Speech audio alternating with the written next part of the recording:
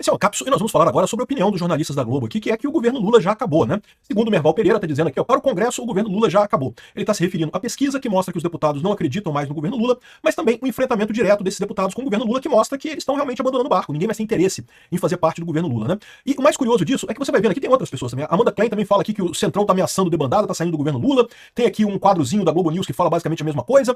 E aí, o curioso dessa história é que você chega nesse artigo aqui da Marília Hermínia Tavares, em que ela fala que não, o problema é que o povo brasileiro elegeu um presidente de esquerda e um congresso de direita, é por isso que é o problema do Lula. Eu diria o seguinte, né, o povo brasileiro realmente é mais de direita, não tenha dúvida nenhuma. A grande dúvida é como é que esse povo de direita elegeu o Lula, né? Pois é, esse é que é o problema. Essa notícia foi sugerida por Nagumo, Flavinho do Pneu e várias outras pessoas. Obrigado aí ao pessoal que sugeriu notícias lá no nosso site, no visãolibertaria.com. E obrigado a você que está assistindo o nosso vídeo. Se você gosta do nosso conteúdo, por favor, deixa o seu like e se inscreva aqui no canal, né? Pois bem, o Merval Pereira fala aqui ó, que a tática do governo de jogar os congressistas contra a opinião pública nunca funcionou. O governo está tentando isso, dizendo que não, que o Congresso está gastando demais, que o Congresso quer favorecer os ricos e não sei o que lá e coisa e tal. E a verdade é que esse tipo de coisa nunca funcionou, por vários motivos, né? Primeiro, que o Congresso não vai estar nas eleições de 2026, vai ser os congressistas especificamente. E segundo, que todo mundo sabe que essa parada de imposto sobre mais rico, IOF não é imposto de rico, IOF é imposto que todo mundo paga. Aumentar imposto é impopular em qualquer lugar, né?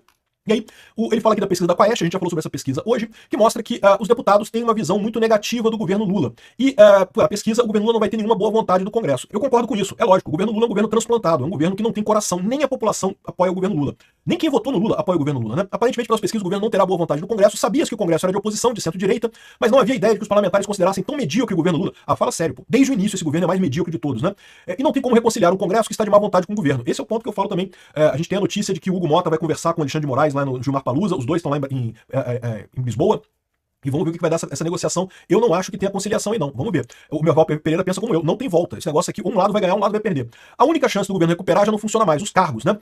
O governo sempre atraiu o Congresso, os partidos do Congresso, oferecendo cargos e oferecendo emendas. E ultimamente não consegue mais isso. A situação de penúria do governo Lula é tal. O Lula deu tanto dinheiro pros amiguinhos dele do PT, porque a esquerda estava há muito tempo sem ficar no poder, né? Então tava cheio de boquinha, gente querendo mamar na teta do governo, da esquerda. O Lula saiu distribuindo cargo para esse pessoal todo, e aí ficou, não tinha dinheiro para dar pro pessoal dos partidos, né? Ficou essa situação que o governo Lula não consegue favorecer ninguém. Ele comprava os partidos com cargos e com emendas. Só que as emendas agora ele não pode também, porque o Dino bloqueou todo. Eu falei pra vocês, o Dino sacaneou o Lula com essa história, né? O cargo não é mais algo que faça um político mudar de ideia. Mais do que isso, um cargo no início do governo até valia alguma coisa. Por quê? Porque o cara pega o cargo, sei lá, um ministério XYZ, e ele vai ter 4 anos pela frente pra fazer um monte de projeto ali, um monte de roubalheira ali. Não tem ilusões, tá? Quando você fala de dar um ministério para uma pessoa, o ministério é dinheiro, o pessoal vê com dinheiro em caixa. Eles vão fazer um monte de projeto, com um monte de corrupção, um monte de 30% entrando ali por trás, e vão ganhar dinheiro. É isso que os parlamentares pensam, né? Então é lógico que eles queriam ministérios no início do governo. O problema é que você vai chegando perto da eleição, quando é um governo que você vê, esse governo que não tem apoio nenhum, coisa e tal, que não consegue andar com nada, vai chegando perto da eleição, o que o parlamentar pensa? Pô, tudo bem, eu adoro dinheiro, mas eu prefiro mais me reeleger. Me reeleger é mais importante que o dinheiro. E não tá tendo tanto dinheiro assim, porque o governo Lula é um governo quebrado. O governo Lula gastou tanto dinheiro para pagar pela própria eleição, para pagar por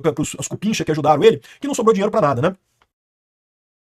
Acredito que o governo Lula, para esse Congresso, está acabado. Quem está falando isso é o Merval Pereira. Eu acho que esse governo Lula já começou acabado, mas enfim. Os parlamentares se preparam para eleger um novo presidente em 2026 no lugar de Lula. Adivinhou, né? Pois é, exatamente. A tática do governo de jogar os congressistas contra a opinião pública nunca funcionou, na verdade. Olha só voltando aqui um pouquinho. Se preparam para eleger um novo presidente em 2026 no lugar do Lula. Por que não antes, pô? Faz um impeachment desse cara de uma vez. Faz um impeachment do Alckmin também, pô. Faz uma votação muito melhor. Ainda é o Congresso que escolhe agora. Por mais que se possa criticar o Congresso, não se pode abrir mão dele. Você está dizendo aqui que esse negócio de jogar o Congresso contra a opinião pública nunca funcionou, na verdade. Já foi tentado inúmeras vezes, né? Uma das peças fundamentais da democracia, não se pode anulá-lo dizendo que é um poder que só trata dos ricos. Porque não é. É um poder que quer se reeleger. E ele sabe que se quisesse dinheiro de rico, teria aceitado os cargos do Lula para pegar dinheiro do governo Lula. Não é esse o problema. Os congressistas já estão em modo de reeleição. É que eles sabem que esse papo de aumentar imposto só cola com a extrema esquerda. Só a extrema esquerda que tem esse desvio mental, que achar que tributar IOF não vai afetar o pobre. Todo imposto afeta todo mundo, né? Vamos ficar com um presidente isolado ou que quer anular o Congresso não faz sentido. Não é assim que a banda toca na democracia. O governo precisa encontrar uma saída. E Lula fez bem em recorrer ao STF na questão do IOF. Aí eu já discordo dele aqui, né? Porque tem razão, é uma questão delicada. O STF vai tentar uma conciliação. Aí que tá o problema. Eu não acho que vai ter conciliação nessa história. Mas vamos ver o que vai acontecer, né? A Amanda Klein fala aqui, ó, Centrão ameaça debandada. O que ela tá dizendo aqui é que essa crise do IOF, os partidos mais ao centro querem sair do governo Lula. Mas eles já queriam sair antes. Tá? Essa crise do IOF só explicitou as coisas. Tava todo mundo querendo sair do governo Lula, porque o governo Lula é um governo que tá fadado ao fracasso. Daqui pra frente é só piorar a situação, né? E o pessoal já fala em prazo pra sair do governo em agosto, não sei o que lá. A debandada já tá certa. A única fonte de união que tinha, que era o Alcolumbre, que ainda tinha uma tentativa de unir o governo com a União Brasil, já abriu mão, já saiu fora também. Agora, o que eles estão dizendo aqui é que, por outro lado, o Rui Costa e o Haddad se entenderam, né? Ou seja, é isso que o Lula tá tentando com essa virada à esquerda dele. A ideia do Lula é essa. Eu falei pra vocês, essa virada à esquerda, ele tá querendo manter pelo menos o apoio da esquerda, porque até isso ele tava perdendo. Então, pelo menos manter o apoio da esquerda, ele sabe que vai perder o centro, que vai perder a direita, e com isso vai perder a eleição em 2026, mas mantém a esquerda junta e, de quebra, pode tentar um golpe tipo Venezuela, né? Esse é que é o grande temor no final das contas, né? Aqui tem um trechozinho aqui da Globo News, do Estúdio I, falando sobre, aqui, ó, é um ambiente horroroso, ninguém está disposto a ter condescendência com Lula. Mas tem que ter condescendência com Lula, que não é condescendência com Lula. Lula não era o bambambam, que ia chegar, que ia resolver todos os problemas, que ia acabar com os problemas, que ia gerar picanha e cervejinha para todo mundo, né? Já estão partindo para 2026, achando que o Lula tá fora. É exatamente isso, porque já viram que o governo Lula já está fora, já não tem chance nenhuma, né? O Lula já caiu abaixo de 40% de aprovação, que é sinal de que ele não tem chance ano que vem. Eu vou tocar só um pouquinho, que eu não vou tocar o trecho todo não, porque é muito longo esse trecho aqui, mas só para vocês terem uma ideia. Pesquisa da Quest, que saiu sobre o que o Congresso acha dos congressistas, é muito clara. Sim. É um ambiente horroroso. Ninguém está disposto a ter condescendência com Lula, com o governo, coisa nenhuma. Já estão partindo para 2026 e achando que o Lula está fora, né? Então, eu acho que isso é claro, e vai ser difícil o governo se livrar disso. Agora, o fato dele falar que em Congresso e não no Hugo Mota, o Lula tá com problemas nessa história, mas sempre teve, tá? A verdade é essa, o Lula conseguiu comprar os congressistas durante um tempo, mas não por muito tempo. Aí tem essa coluna aqui da Maria Hermínia Tavares falando o seguinte, ó, sem mágicas no Brasil real. Ela fala algumas coisas aqui que eu concordo plenamente. Aqui, ó, o conflito entre o Executivo e o Congresso sobre o aumento do IOF põe a nu as tensões de várias origens.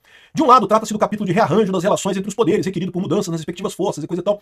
É aquilo que eu falo pra vocês. Durante o governo Bolsonaro, o pessoal jogou muito pra dar mais poder pro Congresso, justamente pra anular o poder do Bolsonaro. Eles achavam ótimo. Não, bota mais poder pro Congresso, que aí o Bolsonaro tem menos poder. Qual o resultado disso? O Congresso ganhou mais poder. O Congresso hoje tem as emendas todas lá, o orçamento impositivo, um monte de coisa.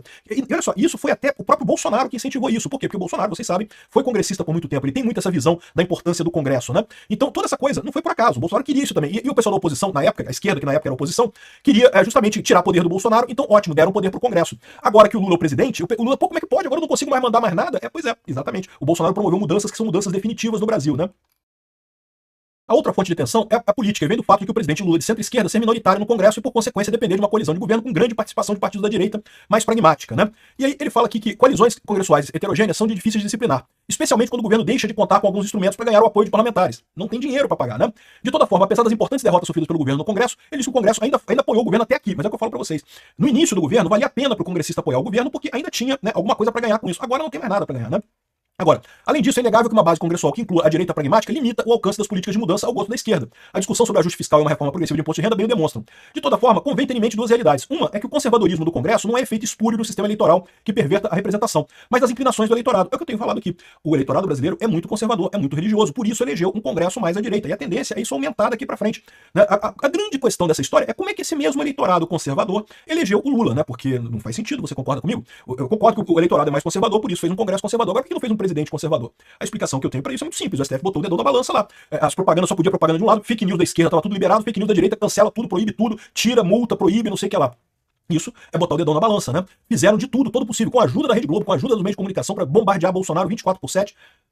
Eles criaram essa estrovenga que o Lula tá metido. Mas foi isso que eles fizeram também lá nos Estados Unidos. Elegeram o Biden também numa situação similar. E é um desespero da esquerda com essa perda de popularidade que não tem jeito. É inevitável. Ganharam mais um mandato do Lula, ganharam, mas não vai levar nada. Isso ao contrário. Vai só queimar mais o filme da esquerda, como o Biden queimou nos Estados Unidos, como o Alberto Fernandes queimou na Argentina, né? Aqui, ó. E, enfim, o cara fala aqui, ela tem razão nessa história. A questão toda é essa. E o Lula? Por que esse eleitorado conservador elegeu o Lula? Se você tá dizendo que o Congresso ser de direita não é espúrio porque ele representa a sociedade brasileira que é de direita, então isso quer dizer que o Lula é espúrio, né? Porque ele não representa a sociedade brasileira de direita, né? Pois bem, e você tem outras indicações disso. Tem essa matéria aqui que mostra como é que o engajamento da direita nas redes supera a esquerda, o centro e o centrão juntos.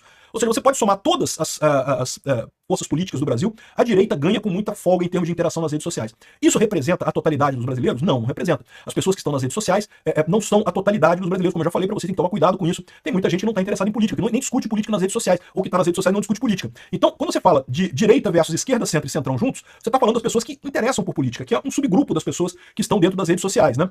Quem tá lá pra ver Big Brother Brasil não tá nem aí pra nada disso, né? Mas esse efeito é significativo exatamente pelo que eu falo. As redes sociais com a informação descentralizada fazem com que as pessoas troquem mais informações entre si. E quanto mais as pessoas trocam informações entre si, mais elas se percebem conservadoras e religiosas, como de fato são. A população brasileira é muito conservadora e muito religiosa. E acaba chegando nisso daí, né? E só pra complementar isso daqui, ou seja, mostrando que tudo isso daqui é um desperdício. O governo Lula realmente foi uma tentativa desesperada da esquerda voltar ao poder e que já deu errado no final das contas, né?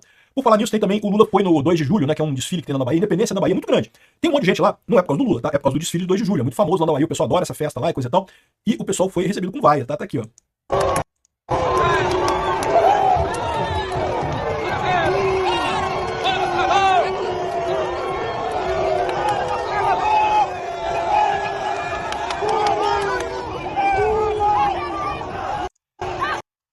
Eu vou te falar um negócio aqui na Bahia, meu amigo. Imagina no resto do Brasil. Obrigado por assistir o vídeo até o final. Além de curtir, compartilhar e se inscrever no canal, considere se tornar patrocinador com valores a partir de R$ 1,99. Clique no botão Seja Membro abaixo para saber as condições e vantagens de patrocinar o canal. Mais informações sobre o nosso projeto, visite nossos sites indicados na tela.